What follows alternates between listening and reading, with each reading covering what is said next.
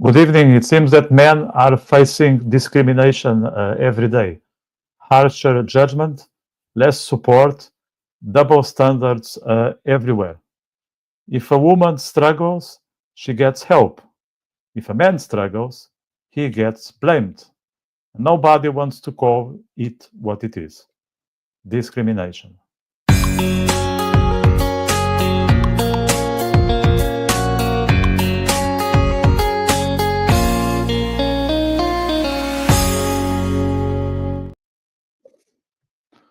Good evening, everyone. Tonight we are talking about something that affects every man but almost nobody wants to discuss openly: the discrimination, the double standards, and the emotional neglect men face on a daily basis. And to dive into this with me, I'm very pleased to be joined by Kat Anna, the founder of Men Need Love Too.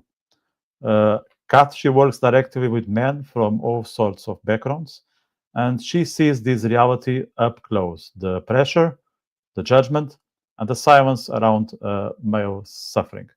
So if you are new into the space, make sure to subscribe to the channel, hit the like button, and leave a comment below, especially if you have ever experienced or witnessed the kind of discrimination we'll be discussing this evening. Your comments help push these conversations out to more people who need to hear them. And because it's Movember, you can also support men's mental health by donating. The link is in the description, and I'll put it in the comment section in a couple of seconds. Every euro, every pound, every dollar, every currency counts in this massive battle. Okay, so we'll jump into the conversation. Katana, you are very welcome in this podcast. Vitor, thank you so much for inviting me on your podcast and for wanting to have this really important conversation today. Excellent. So let us know, who is Katana and how did you get into this work? Kat Anna, I live in Ontario, Canada. I'm a mother of 3 children. I have 2 girls and I have a son. And I opened a healing center 5 years ago. And I wanted to work with men and women. And what I realized was that it was mostly the men that were coming to me for support. And they started to open up about their struggles. And I realized that there's really no safe spaces for men. Even traditional therapy is really hard for them to seek and to find support from. And so I felt this responsibility to share this knowledge. I started advocating on men's mental and emotional health online. And then I started a company called Men Need Love Too. And that is its purpose is to support men, to advocate for men's mental and emotional health, to raise awareness, to give them a safe space to grow and connect to themselves and to a community of men that is also interested in growing and learning together and breaking the stigma and actually talking about their struggles. So. Yeah, that's a great mission, and I'm very thankful that there are individuals like yourself who are happy to take over. I wouldn't say it's not everyone around you will be prepared, because it's not like, let's say, the most common path. Did you get any sort of strange reaction? Did any of your friends or your circle said, well, maybe there are other avenues you may explore, I'm not sure if you're going to succeed? Did you get any sort of backlash? Yeah, actually. And it wasn't from my circle of friends and my family, because they are very supportive. It came from the online space. And when I started advocating for men's mental and emotional health, I realized that a lot of women started to unfollow me. And there was a lot of, I guess, feeling of betrayal from the feminine and me speaking up for men's health and raising awareness. And so my following has very much shifted to mostly men and not a lot of women, which is very unfortunate. And I think any time that there is a person speaking about an inequality and they're not part of that group, people start to ask questions. And a lot of the pushback actually also came from men themselves saying, who are you to speak on our behalf? And I understand that that's their journey and that's where they are. And I'm not here for every single person. I am here for the people that are ready to hear this, that want to face the truth, and that want to help and support men. Because when men heal, we all win. The world wins. Yeah. I think that's something that not everyone understands. Like, we tend to think that I can only benefit when my tribe is gaining, but it's not like that. It's not that straightforward. Like, sometimes your victory is not something that you can perceive right away. Sometimes you need to allow the others, to take that piece of the cake. Sometimes you need to just to sit and watch. You don't need to be always on top, or or being applauded or praised. Like, there should be room for everyone to have their own moment. But I think we tend to be selfish because we don't understand that it's not always our moment when there is something there for others. But I think it's quite common these days that women don't understand when it's not their turn, because they have been given this message that they have been on the side for quite some time. So now it's their opportunity to enjoy 24/7. Yes, I completely agree with you. And the way I look at it is, I think that it's difficult for human beings, if they are in pain, to be able to see, validate, and hold someone else's pain. I think there tends to be this competition of, well, I'm hurting more than you are hurting. And what I'm trying to say is that it's not a competition. It doesn't have to be one or the other. Both truths can exist at the same time. And that is, men are hurting and women are hurting. Men and women are hurting each other. And that is really the bigger picture that I want people to see, that it's not a competition. It's not one or the other. I'm not trying to take anything away from women's experiences and their realities. What I'm trying to do is just add men to the conversation on a global scale. Yeah, because I think these days there is this silly error that if you stand for men, you are against women, Yeah, and vice versa. If you are for women, for women, let's say if you are in favor of allowing women to be on the workplace, then you are saying that men are not able to run the show. That's not the case. You just open the door that they can contribute. I'm not saying you're going to be next manager or next director. I'm saying you are welcome to participate, bring your best self, and we all will avail of it. That's it. And I'm not going to exclude or kick out the men who have been around, because they provided so much, and we need to keep them. Well, there'll be a few that maybe we can tell them there are other places where we can go, and maybe will be of better value. Not exactly here, but that's fine. This is like a recycling process where we are not prioritizing one gender or any sort of identity. We just want the best of everyone, that the team will work properly and we all win. that's right. It's not about a competition. It's just inclusion and equality and access to the same supports. I'll be interested, what was your main lessons since you started? I'm sure you had a few, because you've been doing this for a good few years, but if you can highlight, maybe one or two. The first one I would say is just the utter isolation that I think almost every man feels. Isolation within the relationship, isolation within the workplace, isolation within the family. And because men have been taught not to speak about their feelings and about their struggles, and to remain strong, because there is that stigma and that fear of judgment and fear of losing respect and being shamed for opening up, that they may be surrounded by a million people, but I just feel like men feel so isolated and so alone, because they are constantly alone in their hearts, and they don't have enough safety to be able to express themselves and really openly talk about their struggles. So that's one of the things. The other thing is just how, even when that safe space is created, how men even sometimes lack that connection to themselves to know what's underneath the anger, to have the vocabulary to express their emotions. It feels like men were never taught the different ranges of emotions. And so they even struggle when they do have a safe space to really to connect to themselves and say, like, what is it that I'm feeling? Like, I know I'm angry, but there's something underneath that anger, right? It's pain, it's rejection, it's grief.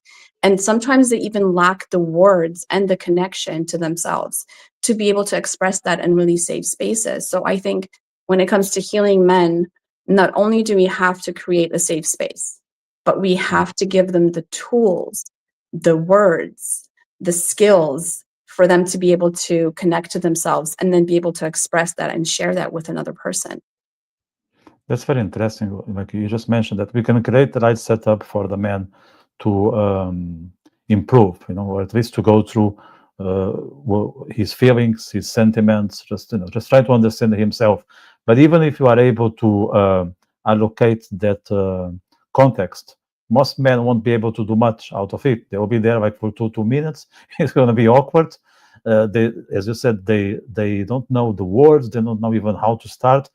They're terrible at communicating. And then if you cannot put in words, or if you cannot express what's going on with you, how can you heal? Because that's essential. Like, even if someone wants to help you, if you don't know what is wrong with you, you or me, we cannot do a lot. We cannot do a lot if the person doesn't, let's say, doesn't step forward and open up. You can slightly help, but it's like that help can be effective, let's say, for a week, for 2 weeks, maximum a month, because sooner or later the issues will come back, and probably in a greater extent. Absolutely. And I think that's why a lot of the times, like, I've had clients that have been in traditional therapy for decades, and it hasn't helped them as much as like a session or 2 sessions with me, because it's a totally different approach. Because when you walk into a therapist's office, there's someone sitting behind a desk that's just looking at you. They're a stranger and they're taking notes, and they're expecting you to have the tools and the vocabulary and the insights and the connection and the awareness to explain to them what's going on. And a lot of the times, when, like we just said, men don't have that.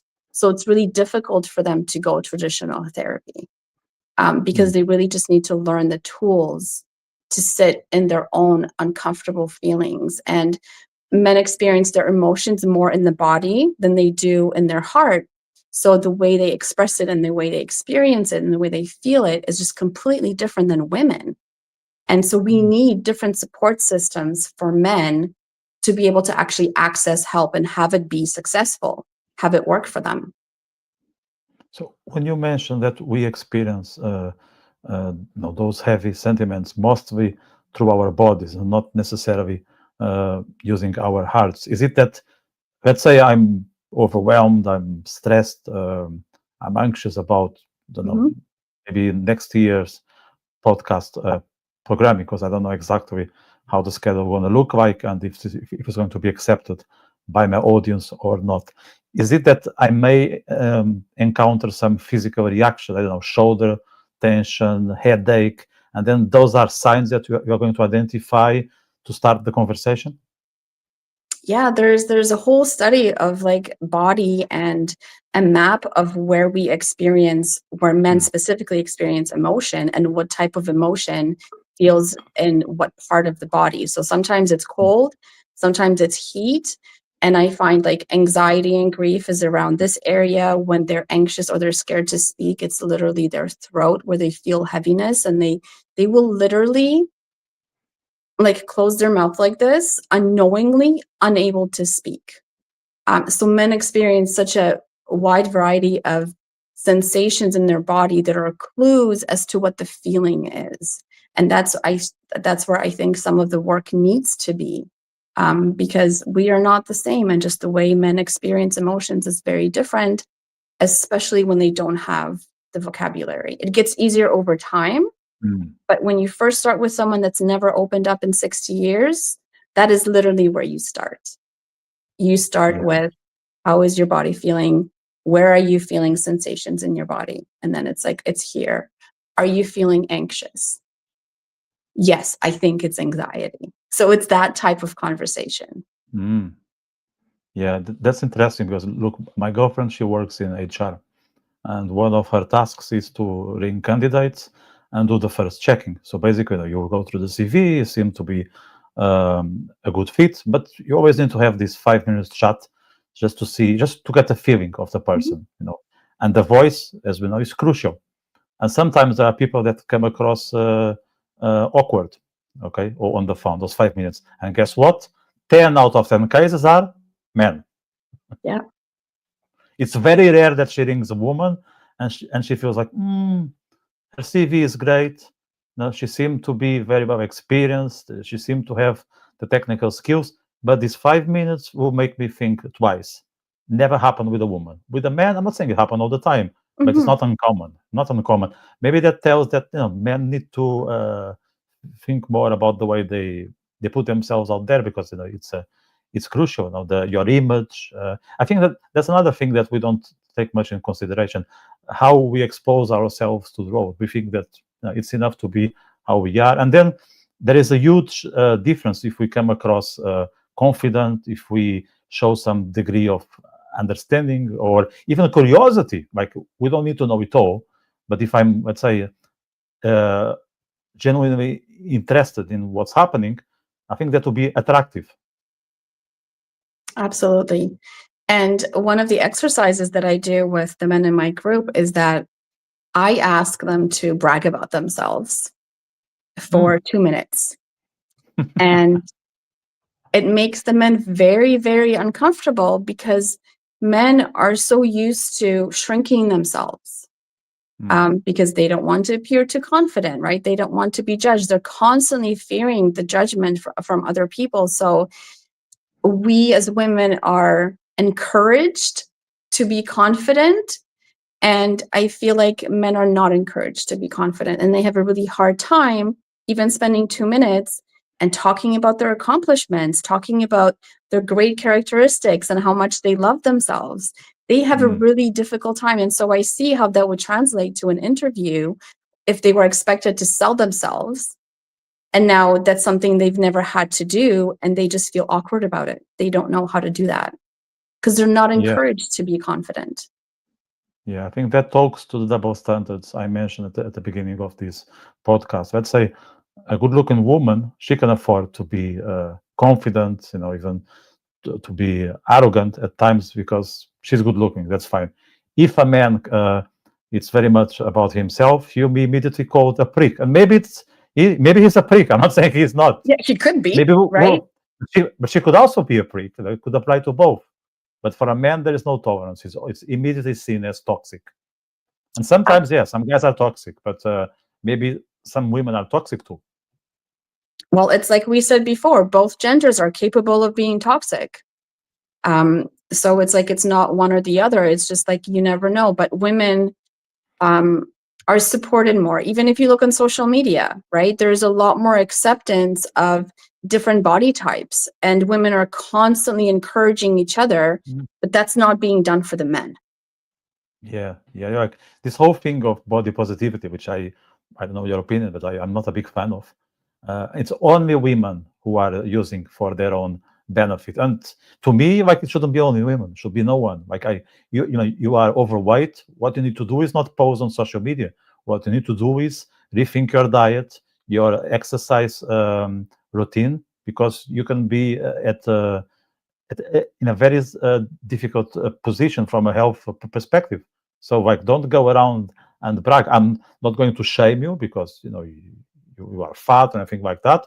But I'm not going to praise you. I just say, hey, here's a red flag. Go and do something about women and men. But I haven't seen like a fat dude just showing up on social media and say body positivity. They will say he's a loser. That's it. You are a loser. He plays video games.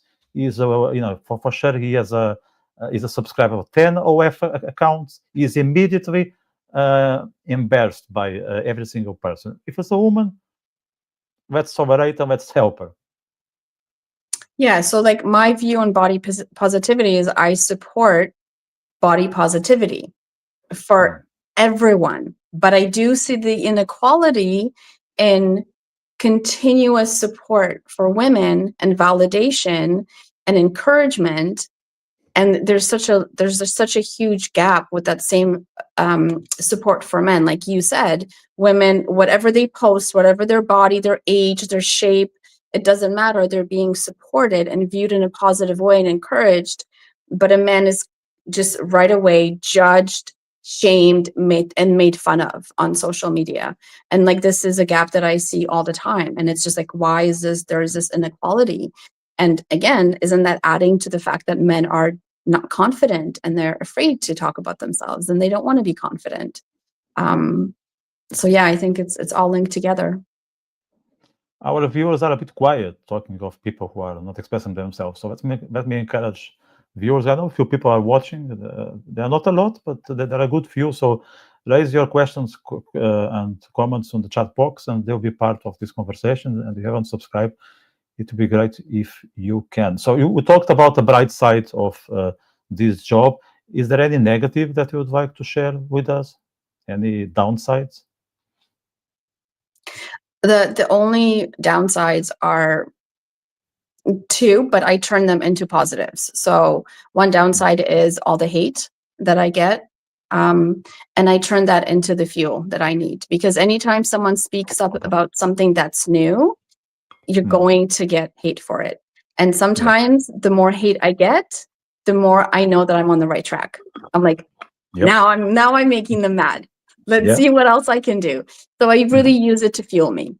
The second thing is just the weight of it sometimes.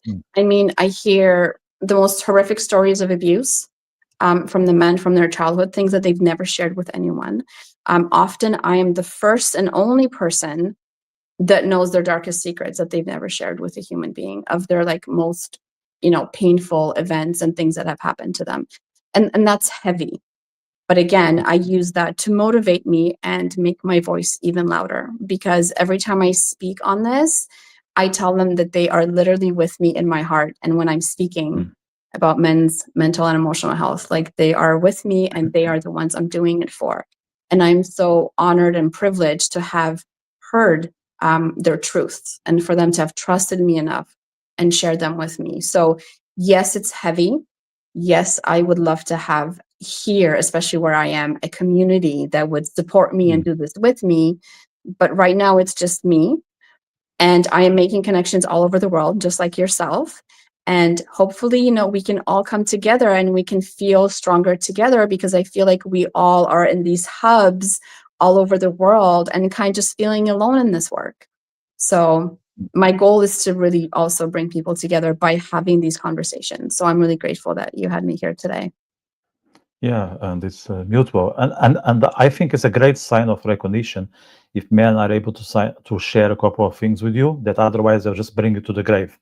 I think that's the biggest acknowledgement that you can receive from men, especially when they are shy and timid, that they don't talk those things to their partners, to their friends, to their parents. The only person they trust is you. That's huge. Like, they feel that you are the person that they can rely on. Perhaps like they just, I don't know, they are meeting you for the second or third time. So there must be something about the way you approach it. Is there any specific technique you have, let's say, to connect with individuals who are not able to open up? Yes. So when I told you in the beginning that I had a healing center, so I learned about 12 healing modalities that work with the body, the heart, the mind, and the soul, which includes sound, energy work, breath work, somatic work. So I use all these tools together. And I have clients that come to me in person, and I have clients that I see on Zoom virtually. And again, like, I will always start the session with taking a few breaths and teaching my clients how to ground themselves. And eye contact is very important. For my clients that are here, just even my hand on their hand or a hand on the shoulder, if they're trying to say something but they're having a hard time, is very, very effective to create safety. And I think a lot of people don't realize that the way that men experience safety is through their body. right? The way that men feel safe is when they're being hugged, when someone just puts their hand on their shoulder or like touches their face gently or just holds their hand. This is how men get to connect to themselves. So I use all these tools. And a lot of the time it's just me, my energy, my tone, their trust in me, that they're just able to open up. And I'm so deeply honored to be that person for them. That's why I feel like if just having this experience with men, I have to do something with this, right? This happened for a reason. And I feel this sense of responsibility to share their stories. Even if they will never speak them out loud, I will speak their stories for them. For those who are interested in Kat Anna's work, the link is in the description. So maybe there's something there worth exploring. And perhaps it's not just for one of the viewers, but you can share it with someone who may benefit from this. So the link is in the description.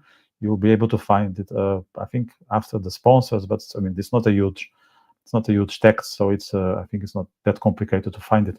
Is there any subject that a man is more willing to share with you because you are a woman? And is there any topic that they are reluctant because you are a woman? That is a really, really good question. And I feel like I'm going to say no.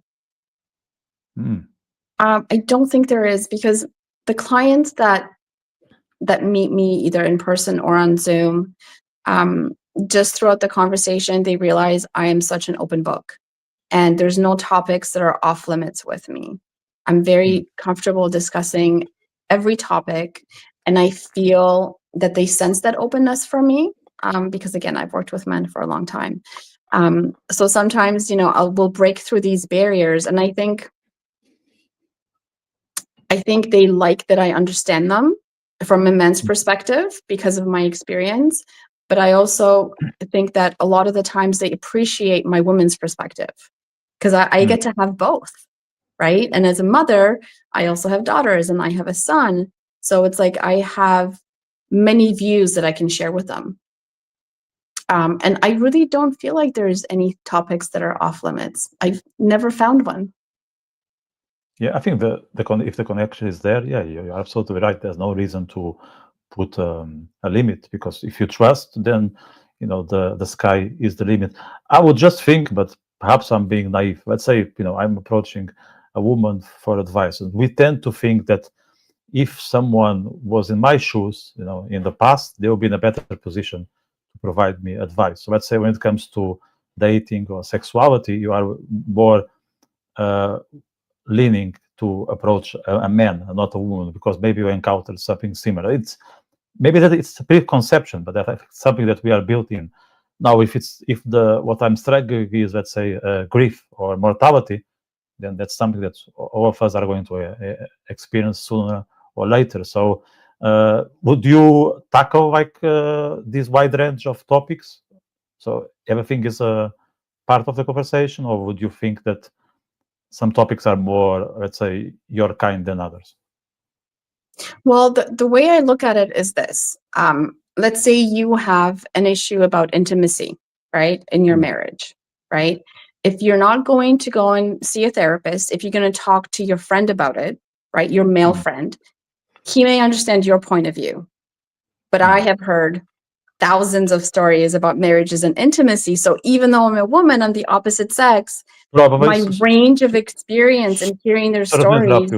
Right. Maybe you heard even more than other guys, because we don't talk to each other. Exactly. So that's what I'm saying, is that chances are when you go to your best friend, he's maybe only talked to like 5 men about these sort of things, but I've actually talked to thousands of men.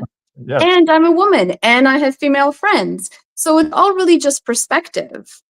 And yeah, so like I am telling you that there's nothing off limits. And what's funny is, like, a lot of the times when men will just say, I had no intention in telling you this. I don't know why I'm telling you this, but I just feel so comfortable and so safe. And my work with the men is really built on safety and trust, which means that I also share of myself. So the men get to ask me any questions they can, like any questions that they have.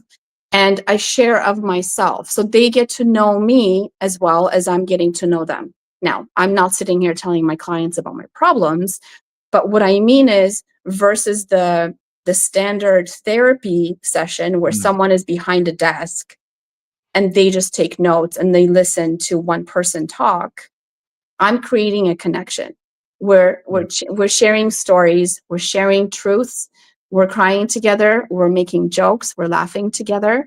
And so that is what creates the safety and the trust, is that they get to know me as a real human being, not just like this person that helps men. And you know what I mean?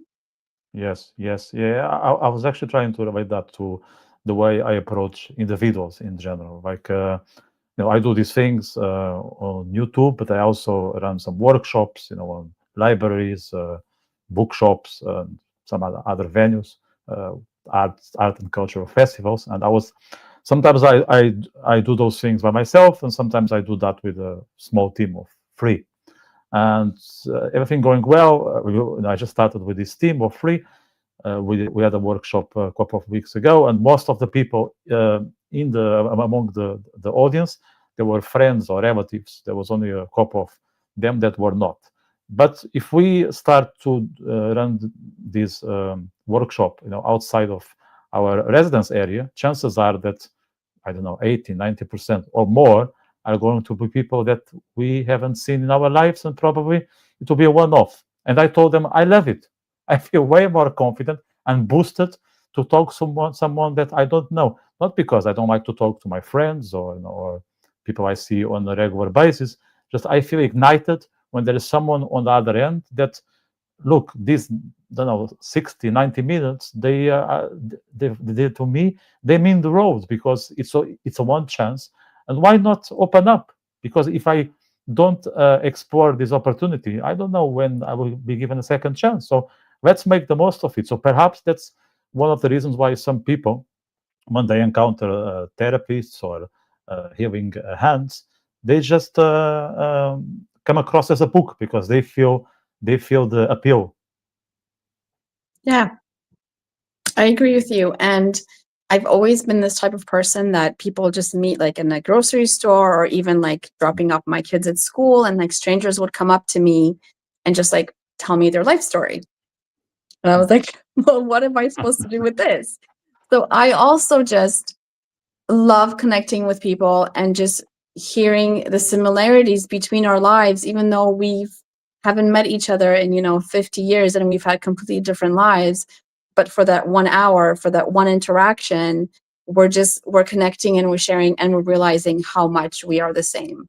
And that's the best part of my job, is just really making connections and letting people see themselves through my eyes. Yeah. So I always say that I'm the luckiest person on earth because I get to love people for a living. Wow, that's a very Right? beautiful statement. Yeah. Because it doesn't take a lot to make someone feel seen and loved and heard, whether it's a 2-minute interaction or it's a 2-hour interaction. It's not hard.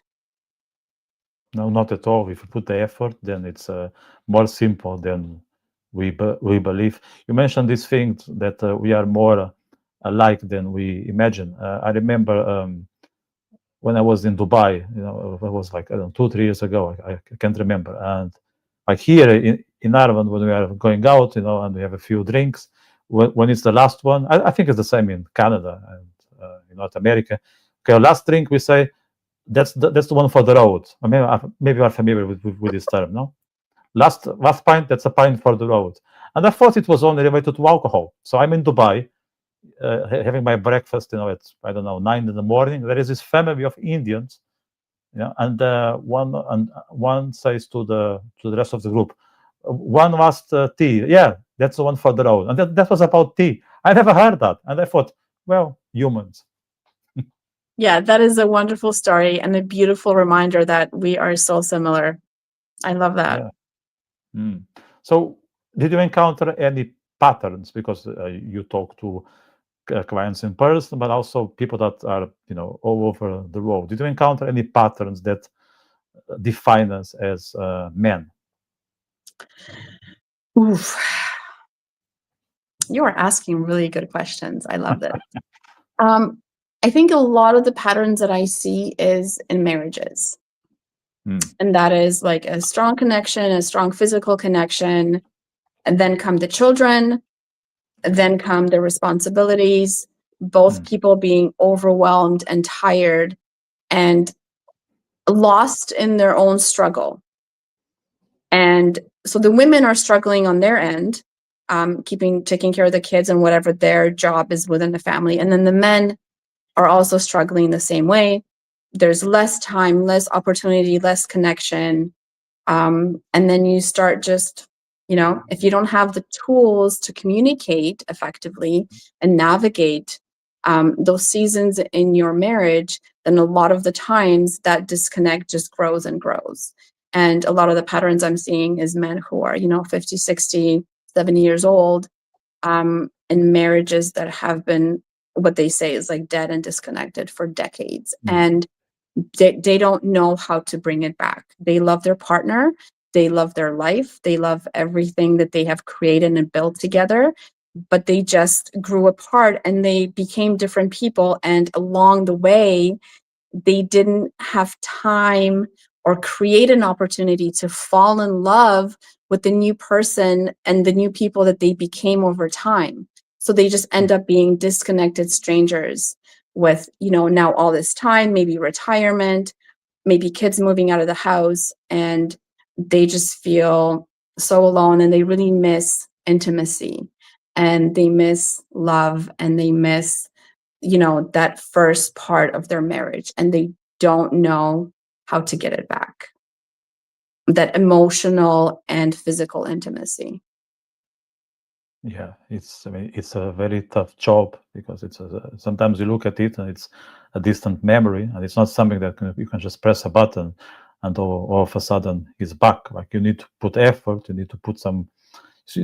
I think people in general. Now I'm not talking about men. I think people in general are terrible at time management. They think that they can just leave and that's it. You need to let's say, if you really care about a specific aspect of your life, you need to make sure that there is time for it. Otherwise, it will be buried under, I don't know, other 10 tasks or activities. Because if you don't prioritize, then I'm sorry, I don't think you're not very much interested in that specific aspect of your life. And I think one common mistake, and that's across the board between men and women, we take it for granted that we can be together for the rest of our lives. We just need to be back home at, I don't know, 6 in the evening, and that's it. We can be tired, we can be grumpy, but we don't really take in consideration that there is someone who likely is also returning at 6 in the evening, not always had the best day, because for most people work is just paying bills, and they're not that satisfied, especially after 5, 10, 20 years. It's very hard to keep that levels of passion and interest. And I think the partner's job is to lift up the other. It's not just arrive and throw what happened during the day or just stare at the phone. I think it's even worse. At least I would say, if between staring at the phone and stay silent and just throwing garbage that happened during the day, I think it's better to throwing garbage. At least they are talking to each other. But the worst is when you see people sitting in the couch in the living room for an hour or two, and they are not even looking at each other. They are staring at their screens. Oh my God, you are so right. And a presence in a marriage and just being there and existing in the same house is not enough. That is not how you keep connection. That is not how you keep a happy marriage. And one of the men in the group on Tuesday night actually said something about tending to the garden of my marriage. And I stopped him and I said, that is so beautiful, because it is a garden. It's the garden of your love and your connection and your marriage, and you have to tend to it. You have to water it. You have to take care of it. And so I think we, again, get lost in our own struggles and our own growth and our own pain. And aging and responsibilities. And if we're not doing it together and we're not continuously coming back to each other, then that gap just becomes bigger. And one of the first things that I tell my clients that are working on connecting to their partner is get rid of the TV that's in your bedroom. I don't think that any couple should have a TV in the bedroom. The bedroom is for two things only: intimacy and sleeping. 100%, 100%. Right? And I would be even more extreme. No mobile phones. Yes. So TV, the other part is you decide on a time. You can keep the phones in your room, right, for alarms or whatever. But when you go to bed, there is a time after which your phone is off and it's not with you. And whether it's 5 minutes, 10 minutes, or an hour that you have when you're doing your bedtime routine with your partner, you're spending that time laughing and talking to each other and connecting and sharing something about your day or asking questions. Soon as you add the phone and the TV, that is where the focus goes. So like, I completely agree with you. That's one of the first things I say is no TV in the bedroom and phones off after a certain period of time. Yeah, and then I would even say that the issue with the phones is the phones are not shared. Because at least with the TV, you may share that movie, you may share the TV show. I'm not saying it's good, but not in the bedroom. No, not in the bedroom. Exactly. I'm with you. But like back in the days, I remember my parents would agree on what they're going to watch at 9 or 10 in the evening. Sometimes they would fight. My father wanted to watch sports. My mom wanted to watch some TV show. And there was this split, like, okay, Monday is the dad's day, Tuesday is mom's day, then Wednesday we do a draw. But at least there was this conversation: what are we going to watch tonight? And yes, sometimes it was even the beginning of a fight, but at least there's communication. No, it's each of us has a mobile phone, and sometimes let's say I'm staring at my phone, and I may say a comment: look at John, he is now in Jamaica. And she replies, yeah, I saw it yesterday. Yeah. I think he's enjoying himself. That's it. And then in 20 minutes, someone say, well, I just realized that Jane was promoted because I see now on LinkedIn. Oh, really? Yeah. And that's it. It's I think phones can encapsulate you in your own universe. And that is the beginning of the end of most relationships. And not only between couples, even between friends. Like you go out and you see, like, and I hate to talk like an old man here. I know, I hear you, but I know what you're going to say. And everyone on their phones, and for them it's normal. Like sometimes you sit on a train, let's say, and there are this group of youngsters, let's say in their early 20s, and they are talking to each other, but each of them is holding their phone and scrolling at the same time, and that's just acceptable. Oh my God, I so hear you. I was at an airport, I think in Vancouver last month, and they had to switch our gates and they had to switch airplanes. So like all these people in the middle of the night, we were all just stranded at this airport. We had to move to another gate, and it was like a couple hundred people. And after we moved and we had to wait for another hour, I was just kind of standing against the wall, and I spent like 2 minutes just scanning this whole crowd of people, and everyone was on their phone. And then I turned to this elderly couple beside me, and I was like, guys, it looks like I'm talking to you guys because you are the only ones that are not on your phone. And we ended up having the most amazing conversation for an hour at the airport, getting to know each other, making friends, laughing, and like just getting to know each other and sharing stories. And all these people missed out on all of that because their face was just stuck in their phone. And another thing I wanted to add to that, just within the marriage, is yes, if they're fighting, beautiful, at least they're talking. I love that. Yes. But a lot of the times, the other thing that the phone does, it's a distraction, but it also is allowing different people to come into their world and their relationships that are not there physically in person.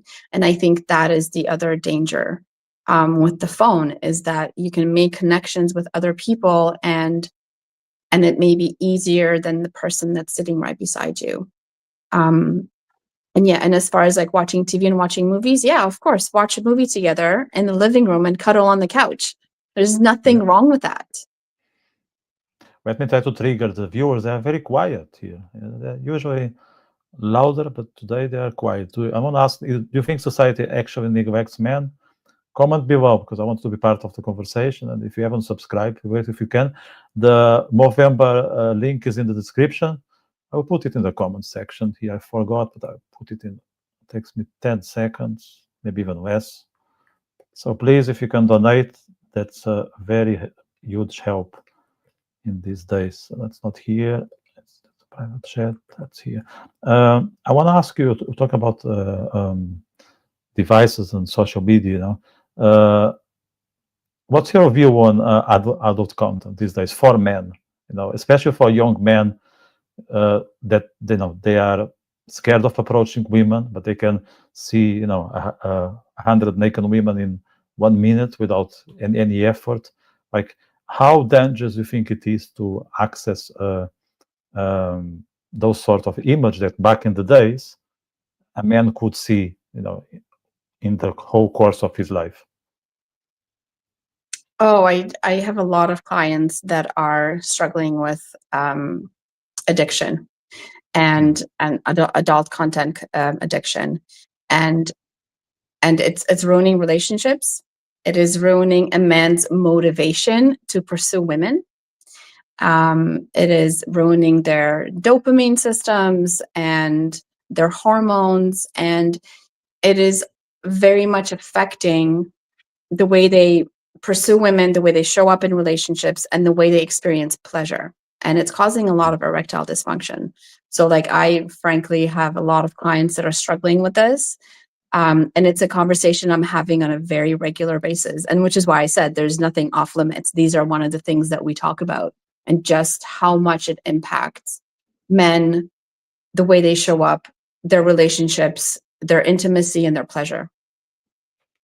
Yeah, that's very scary, and probably it's one of those addictions that you are not willing to share with your friends, because you're gonna be humiliated if you. Because you can be, let's say, I don't know, addicted to cigarettes. It's still acceptable. You can have some tendency to get pissed, every weekend and spend all your salary in alcohol. Okay, you are just a crazy party boy. That's Party fine. animal. But if you are doing these ugly things, in the dark, when no one is seeing it, I think that's a sign. Like, I tend to tell people, like, if you are doing something and you are hiding yourself, okay, and you are not able to tell anyone around, maybe it's time to think about it. Because if you cannot share, maybe it's something that you won't be proud of. Because like we tend to communicate some of our achievements, but if we are doing something wrong, and if it's that wrong, and you cannot tell, not even to your best friend, maybe it's time to think twice, because it's damaging more than you imagine. So I think the porn addiction is for sure part of this category. And the way I go about it is like, if something of that nature is happening with me, okay, I try to imagine that is occurring with a friend of mine, and I will try to approach it as it's something that is not my experience, it's not my issue, but it's my best friend's problem. So I will just communicate him, look, maybe you should replace these habits with something else. Maybe if you have this urge to, close the door, open the laptop, or these days not even the laptop, the smartphone, or in the bathroom, just go for a walk. Just go for a walk, or I don't know, or ring a friend, or put some music on, or start to move, and perhaps that bad habit will go away. I hear you. Just the act of doing something that is so secretive that no one in the world knows that you're doing it is a huge red flag that we should all be aware of. And the thing with porn addiction is that it is such an invisible addiction that no one can see. It's at your fingertips. You can do it in the bathroom before the shower. You can do it on the way to work, during work. You can do it at any time. And literally no one will ever know. And so that's part of the problem, is that it gets out of hand because there's no one that will hold you accountable, because no one knows, right? If you start drinking 20 beers a day, someone's going to notice, someone's going to say something. And with this type of addiction, it is very, very invisible. And so it also creates more isolation and more shame. And the most dangerous thing that it does is it rewires your brain. It changes your dopamine receptors. It actually is such a different type of addiction that can easily get out of hand. And so in my experience, the clients I've worked with that have a severe addiction, when they have tried to quit cold turkey, they have gone back every single time. So my approach with porn addiction that is severe is to wean yourself off, because you need to give your brain and your dopamine receptors to reset and rewire themselves. And it's almost like when you cut it cold turkey, the men experience such depression, such a low, such an inability to experience any kind of other happiness and joy in their life, that usually they just fall back because it's too much for them to handle. So my approach that has actually worked with a lot of my clients is to, let's say it's 10 times a week, right? We're going to cut it down to 7. Okay. And we're going to see if you can maintain 7 for like 2 weeks. And are you okay? Are you depressed? Are you eating more? Are you drinking more? Like, how are you feeling?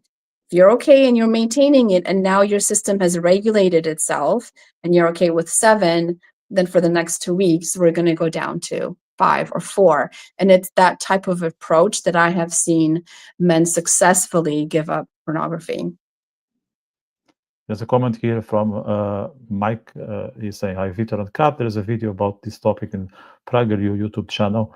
Make men masculine again. Very informative." I watch PragerU from time to time. It's been a while since I paid attention to the channel, but I think they have good stuff. Not only political, but more when it comes to values and how to orientate yourself. So here is a hint for people. What's your definition of masculinity? Oof. Masculinity, healthy masculinity. Yes? Oh, you can say both. Yeah, I can. Yeah, masculinity is presence. It is peace, stability, emotional regulation. It's the ability to guide and lead, to be a visionary. I find men who are truly masculine have this urge to leave a legacy, and they think, 4 generations ahead of us. They're already thinking of what they're going to leave for their children, what they envisioned for their marriage, for their relationships, and determination and such immense strength and protection and safety. That is what I think about when I hear masculine. I would say for a man to be able to fulfill, those abilities, a man needs to be very good at making decisions, because if you are able to know what makes sense and to set aside what it's not serving you, then you'll be able to think, long term. You position yourself in a situation that you can succeed, and you bring along the whole group with you, and you can all make a party. So it requires a lot of capacity, but I think once you are able to tick, let's say, at least like 2/3 of those boxes successfully, well, you'll see the world around you will change, and to be way prettier than you can imagine right now. Absolutely, decisiveness and solutions. Like, men are they have such amazing, like, they're so amazing at creating solutions and being able to see so many different perspectives and so many different pathways, and the way they just analyze all of that, and just their brain, I think is just, very powerful. I think it's important to analyze. It's important to take some time to think, but men need to be masters of action. Because if you end up just staying in your head, like I'm going to be open about it. I used to be an overthinker, and I still have those moments from time to time. Just I learned to notice that I'm spending too much time in my head. I need to get busy with some physical activity. I hate to wash the dishes, but sometimes washing the dishes was my best decision of the day, just because it brought me back to a mindset that I needed if I wanted to make something out of that day. So I don't care. Like, I hate doing the dishes, but sometimes I could kiss the dishes for what they provided me, because they were, they were my salvation. So never underestimate the domestic activities, I would say. But going back to this social media, there is this whole concept now of toxic masculinity that feminists and other like to shout on us. How do you approach this jargon of toxic masculinity? I think with my definition of masculinity, masculinity is not toxic. The absence of masculinity is toxic. So is it fair to say that weak men are toxic men? I would say there's a huge difference between nice guys and good men. And I think the good men are the men that have those masculine traits, that embrace them and fully have integrated their masculine and as well as their feminine side. And I think that the good guys are the ones that really hide their true intentions. They are looking for validation. They are not being honest with themselves and others. And I think that that is the ones that sometimes cause harm in relationships and out there in the world, because they are not fully integrated, and they are, then their actions are labeled as like the masculine, but that's the absence of the masculine in those nice guys that are just really not honest with themselves, looking for validation, people pleasing, becoming resentful, holding in anger, not expressing their emotions, but trying to appear nice on the surface. Yeah, I was actually watching a podcast the other day. You know, Chris, what's his surname? Williamson. Yeah. Yeah. So I watching a debate he had with two ladies. I can't remember the lady's name just because I'm terrible with names. Yes. But I love the three of them, and they were talking about this stereotype of soy boy of this current day and age. And one of the ladies, they're both British. I can't remember. I think she was a bit older, but she was spot on in her comments. And she was saying that this soy boy of 21st century, he's the equivalent of those men with long hair in the 70s, in the hippies, that they wanted to be feminine because that was the only way that they could bring a girl to their bedroom, because otherwise they wouldn't make it. So because they are not masculine enough, they are weak. The only way they have to be successful with women is be female to an extent, but they are lying, because they are not that kind. They are not really interested in the woman. They're just trying to manipulate her by standing on their side for feminism and all that, just for their own purpose. In the end, they are more toxic than the people they claim to be toxic, because they are fake. Exactly. There's a lot of dishonesty with that type of person that is trying to seem like they are something that they're not, right? And that's just manipulation. So Mike is saying weak men are danger to society versus strong men are what the world needs. Yeah, I would agree with some of these statements. Just I don't think it's that simple, because I think there are some men who, like, now they embodied all these things. I have muscles. I scream. I can make all the decisions in the room. And that means I'm a man. I think, as Kat just said, a man is much more than that. I mean, you have to be a leader, but you need to bring your whole team with you, and that can bring you to be one of those red pill maniacs that I'm not a big fan of. What's your view on the red pill, by the way? On the red pill, the likes of Andrew Tate and all that. I'd rather take the fifth on this one. But what I wanted to say is I try not to use the word weak men. And that's because I feel like they're not fully integrated and they don't have all of the masculine attributes, but it's also not their fault for a lot of most of the men, I would say. And when boys were growing up to be men in the old days, there was like an activation into manhood. Yes. Right? Whether that was the military, whether that was the community of men, whether that was your parents and your grandparents near you, there was this activation into manhood. And I feel like that is a lot of the times what's missing. And a lot of men are being raised by single mothers that are missing the father figure, and that's not their fault. And listen, I can be the best mother in the world. I cannot truly fulfill the shoes of a father in a young boy's life. And I think a lot of the times this is what happens when the feminine is the only influence and that's raising a boy, and they're missing that masculine initiation into manhood.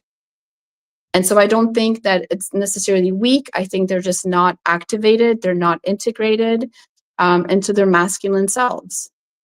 Yeah, and I would say some of us, we miss father figures. Like I experienced that myself, and I'm happy to share that with the viewers and yourself. Not that I didn't have a father at home. I had, but my father is very bad. He's typical man.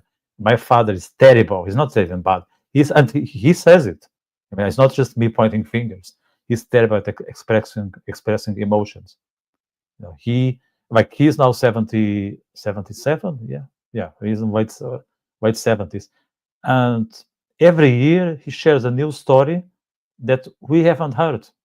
Like I can imagine that I haven't heard a few, but my mom is with him for what, 40 years, if I remember well, or even more, and some of them are crucial for the person he is. It's not about a football game where he went on a Sunday and his team won last minute. Like my mom doesn't care about that because these are sports related. Fine, but for instance, some experiences that really built him, and they are they are vital for us to understand him as he is. Like if I knew that he went through a couple of things, like I just got to know, and this is public now. I just got to know that my father was beaten by the police in the 70s, and he was bleeding. He had to lie to his parents. He said that something happened when he was biking because he was embarrassed that he was beaten by the police. And I understand that's a big thing. But I didn't expect to wait. I'm now 42. I didn't expect to wait this much to hear that, because that's a massive piece of his life. Probably won't tell the week after. Maybe you need a year, but he's very bad at that. And it's not only bad at sharing his stories. He's also very hesitant when it comes to give advice, because the reason is, and I just got to understand this later, he hates to fail. So if he is not being a good father, he'd rather be quiet. Because if he's quiet, at least he was on his corner, so it's not his fault. So bottom line, he cannot handle negative emotion. So he would rather, close his mouth, don't talk, don't interact much, because if things go wrong, he is not accountable. So he will play safe all the time. Now, sometimes people like that, not everyone is crazy and taking risks and getting out at midnight and trying to discover the roads and going back home whenever you feel like you. We need people more conservative. But he's he's really like a person full of fears. And if you approach him, openly, he won't deny that. Now, as a boy, you need someone at home who can share some courage. Like, look, this is what I achieved because I look at the situation, I evaluated. I was not sure all the time, but look what I got out of it. You feel the appeal. Look, this is what a man do. He doesn't know exactly what is it about. He's trying to figure it out. He has a vague idea, and using these tools, he would try to conquer the road. My father never taught me that. So what happened is, like, when I was younger, let's say, when I was in primary school and all that, I remember the first times I was told to go out and buy bread or, I don't know, juice. Like, I couldn't talk with the cashier. I was like, the words wouldn't come out of my mouth. I was shaking, I was sweating, and I always felt that I was in a movie, because those situations were not normal. So now, on the other hand, that helped me to be very much interested in people's body language, people's words, how they interact. Like, I was always very curious on individuals because I didn't know who they were. Like, I think if you'll be taught by your father, like, this is how people are and this is how you should approach them, then everything is straightforward. So that, made me more creative. But you need that person at home that you can look up and you can learn from. You need that. And that's why I realized that for, I don't know, maybe 10-20 years, I always looked for guys that were doing very well in their field, whether it was as professionals, whether it was in the domain of art, even womanizers. I was big fan of every womanizer because he was making it. I wanted to know why. How come you are so popular? What is your what is your magnetic trick? There must be something about it, because you are able to thrive. Like, I was never told that you need to thrive. You just need to survive. And I think fathers need to share that story, and not only with words, but also with some portfolio.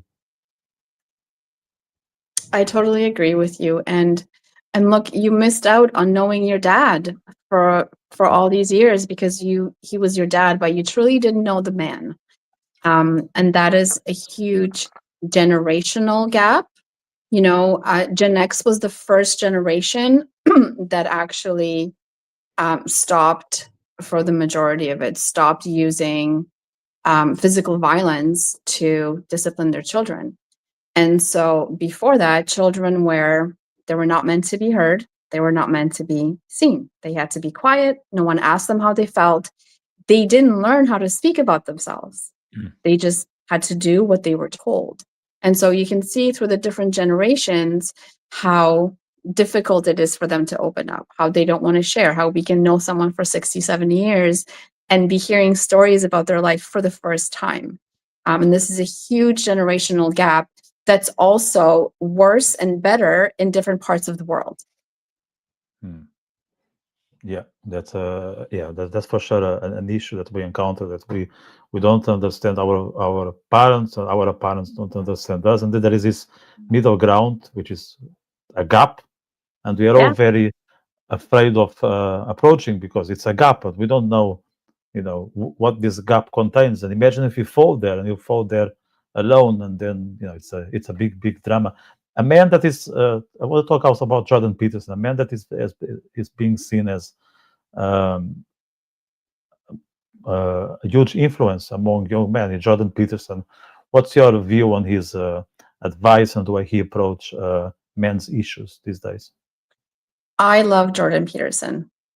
I think overall, like, I have sent his videos to a lot of men that I know. I think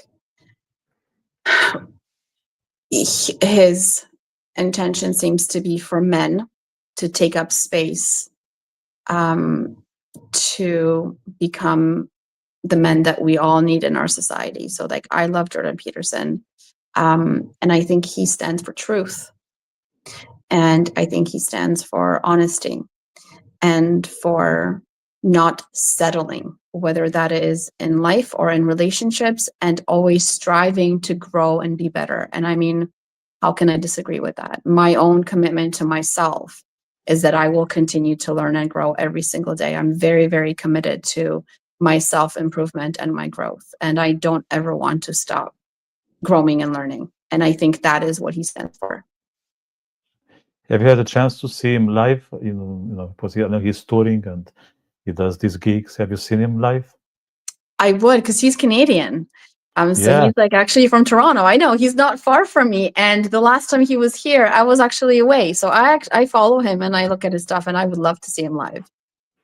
Yeah, I watched him live once here in Dublin, and I have to say I love the man. I watched his videos, not as often like when I was younger, but I still Mhm. watch from time to time because I think they are refreshing, and there are some messages that you cannot only receive once. You know, they need to be communicated, 2, 3, 4 times, because you change, and sometimes they need to be told in a different angle.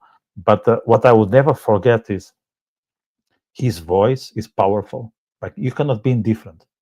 Like, if you are among the other, I don't know, 20,000 watching him, like, you are fully focused on what he is saying, not just because what he is saying is wise, but the voice. You can really be sure that he means every single word of his speech. Nothing is vain. Zero, zero. Like, he means every single syllable. It's incredible, and and he is feeling it. He's feeling it, and Yeah. there's nothing of Nothing there's pretentious. nothing of show. No, none of that. It's Yeah. incredible. It's so authentic that it hurts.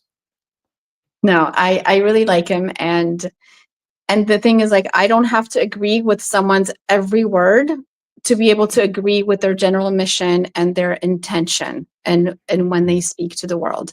And one of the things that I think I've watched this like probably 100 times and I've cried every time is when he talks about being in a very dark and lonely place.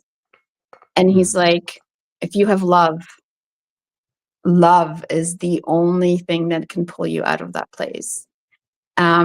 And that's something that deeply resonates with me, because sometimes I don't have to give advice. Sometimes I don't have to say the perfect thing to a man that's struggling. Sometimes I can just offer him a person that will hear him, compassion and love in my words, and in the way that I look at him, and the way that I treat him, and the way that I interact with him.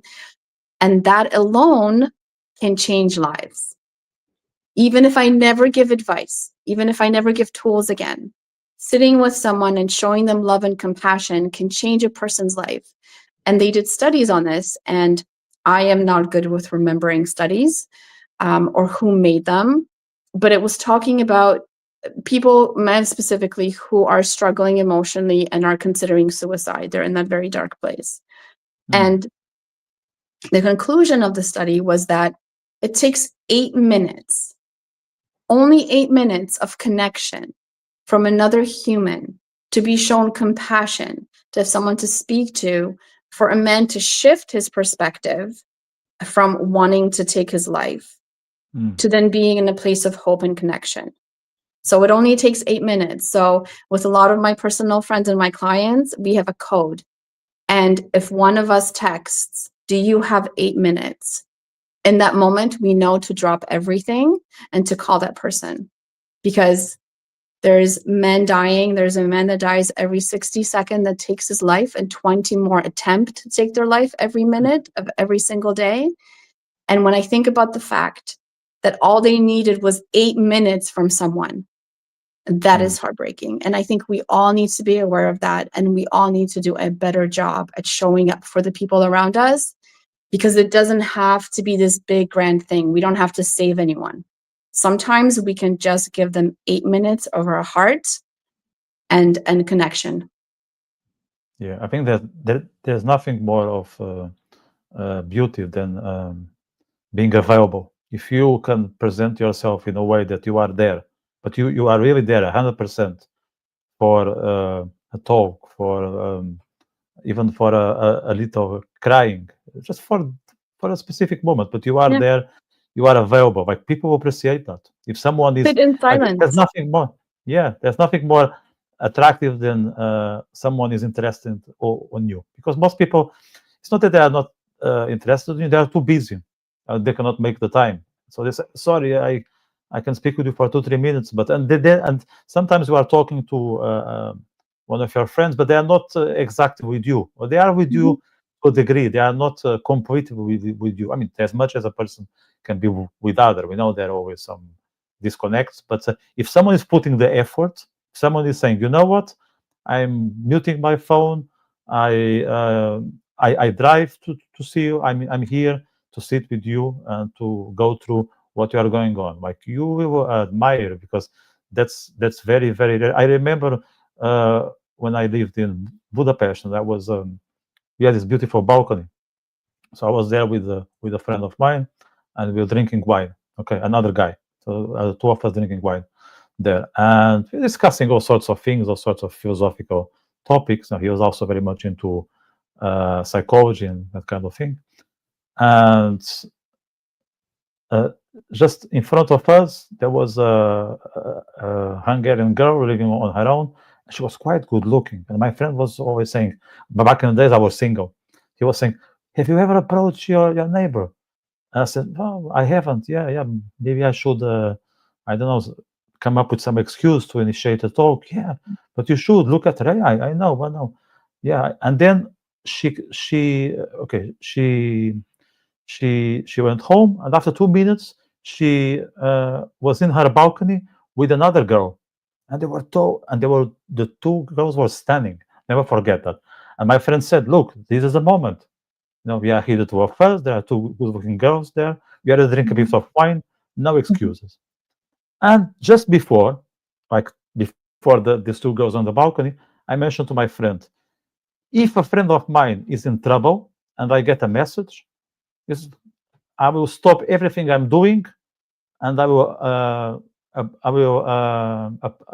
go approach him and tackle the issue until it's solved. And my friend, "Wow, you're such a good guy. You're such a good guy." He was like kind of joking. And when those two girls are in the balcony, and my friend is saying, "Are you ready? Are you ready?" And I was like, "Yeah, I think we can go for it." "Oh, sorry, I just got a text message. A friend of mine was in the hospital." Not joking. A friend of mine sent him a message saying, "Oh, I'm here in the hospital and I'm by myself. You know that we don't speak the language here, so it's tricky." And I just showed my mobile phone to my friend who was with me. I said, "This is not an excuse. You know, I'm not being." And I left. You know, I left. And my friend said, "Yeah, but look, it's a fantastic occasion. It's two with two. Yeah, I'm a man of my word. I'm going to leave." So I left and I went to see my friend. You know? And the guy would still be my neighbor, so I could approach him another day. I'm joking. The girls will be there the next day, and your friend needed you, right? Yeah, and I went right away.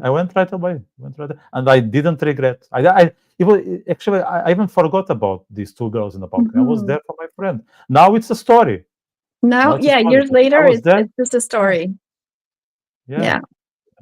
I love that. And it's the presence, right? So when we talk about showing up for someone for 8 minutes, whether it's in person or on the phone, again, you don't have to say the perfect thing. They may not even want to talk. It's the presence of you being there, sitting on the floor beside them in a pile of Kleenexes and tears, right?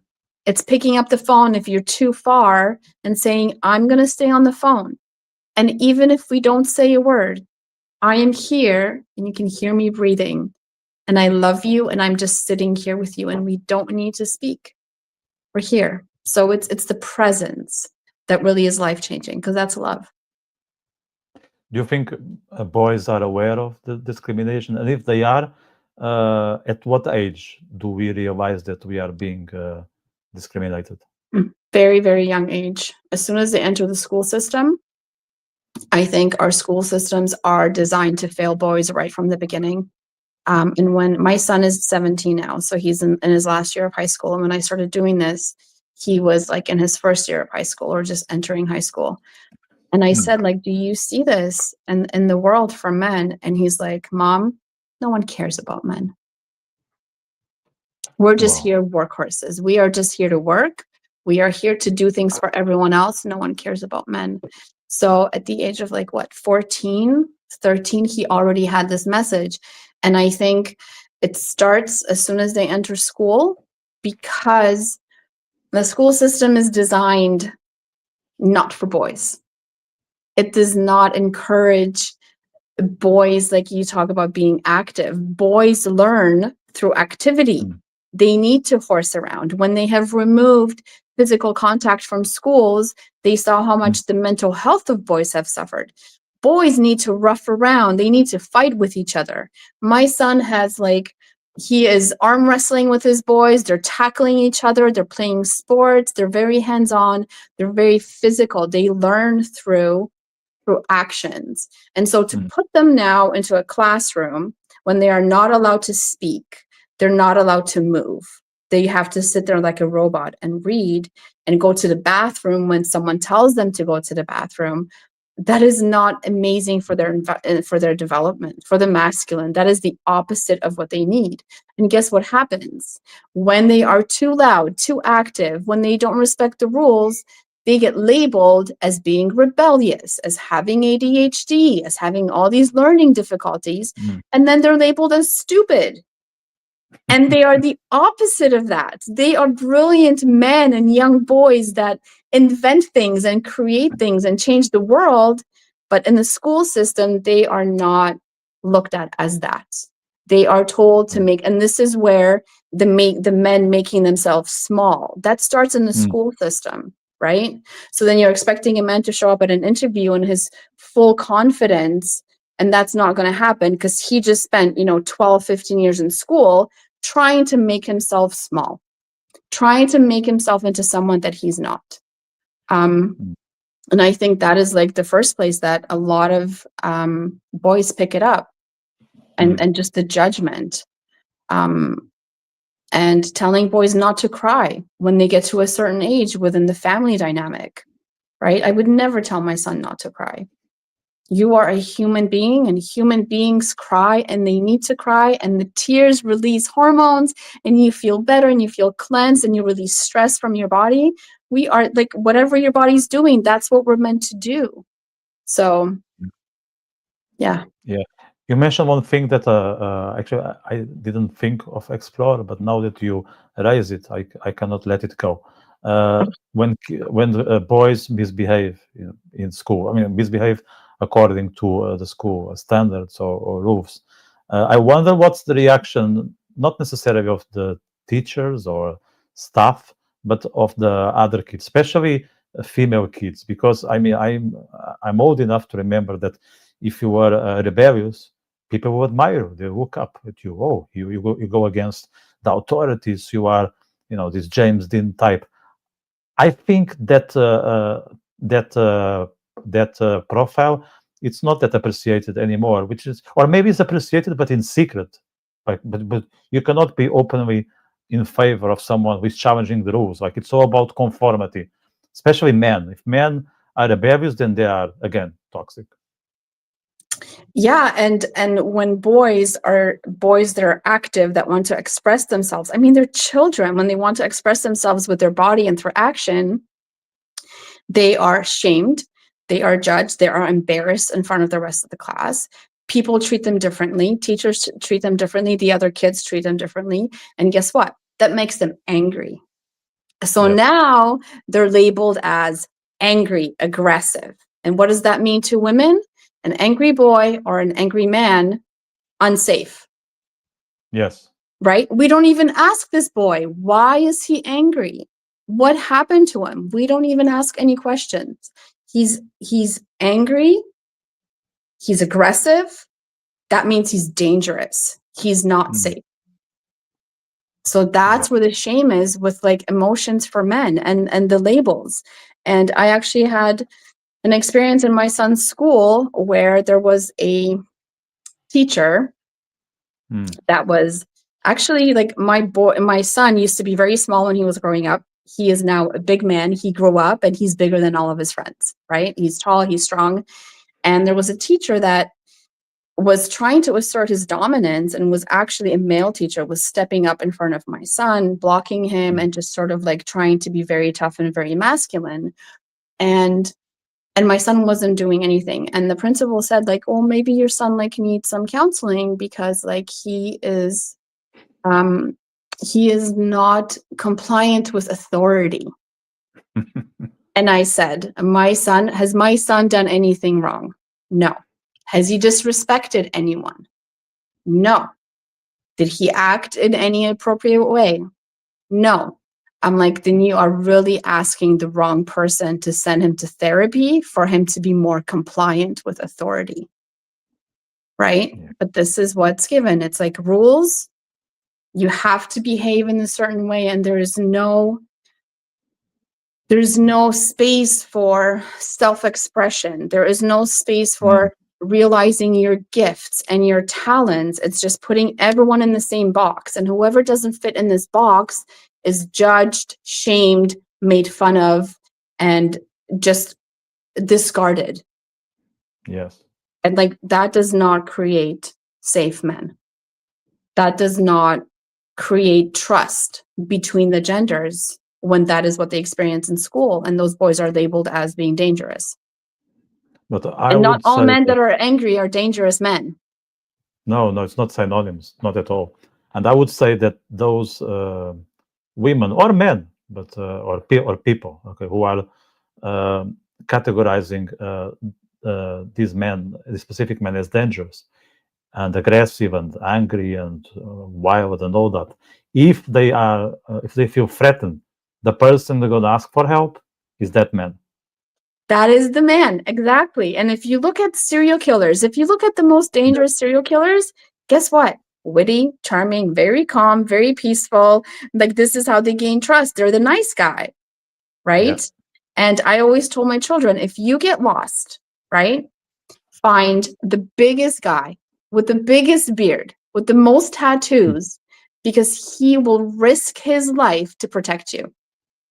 Yes. Because most men will protect a child. Most men will fight for someone that they don't even know. Yeah, that's the person you want to have around. Like, I always want to connect with people that I can perceive their presence. That's it. I mean, that's the best beginning when I'm engaging with an individual, as a man or a woman, that I can talk and I feel the person is there. I'm already full on if I feel that there is someone else there. Mhm. And they are as genuine, as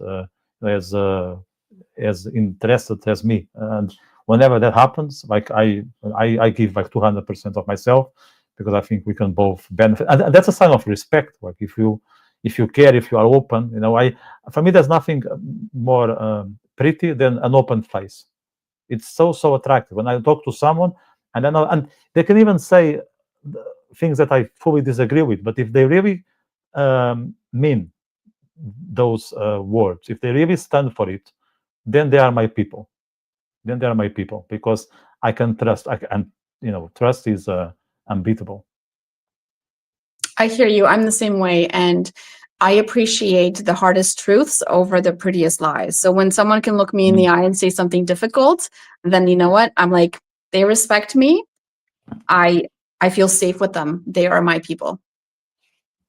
Let's finalize with this question for those who are watching us. Let's say there's a man there who he knows he's struggling. He cannot find his way. He's hesitant about approaching his friends, if he has any.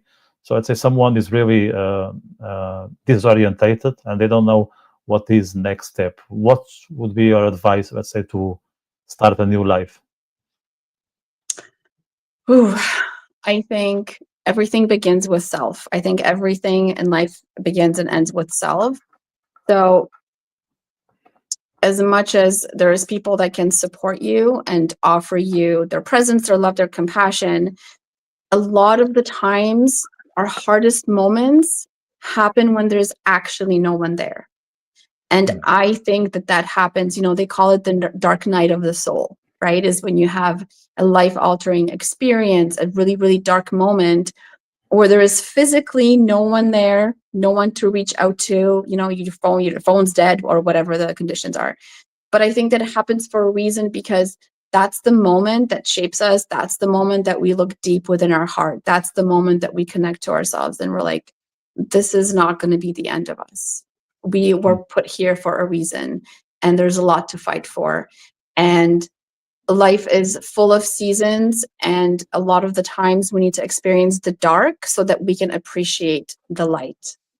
And it's those hardest moments for most people that really change their life.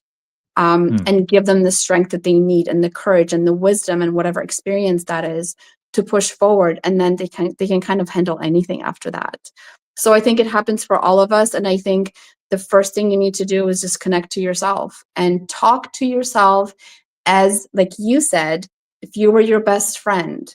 Because a lot of the times the inner dialogue that we have with ourselves is we put ourselves down. We call ourselves dumb. We say, you can't do this. We say, you'll never get this done. We'll say, no one loves you. We'll say, we're worthless. But that is not our voice. And so we need to start talking to ourselves with love and compassion, like we are our own best friend.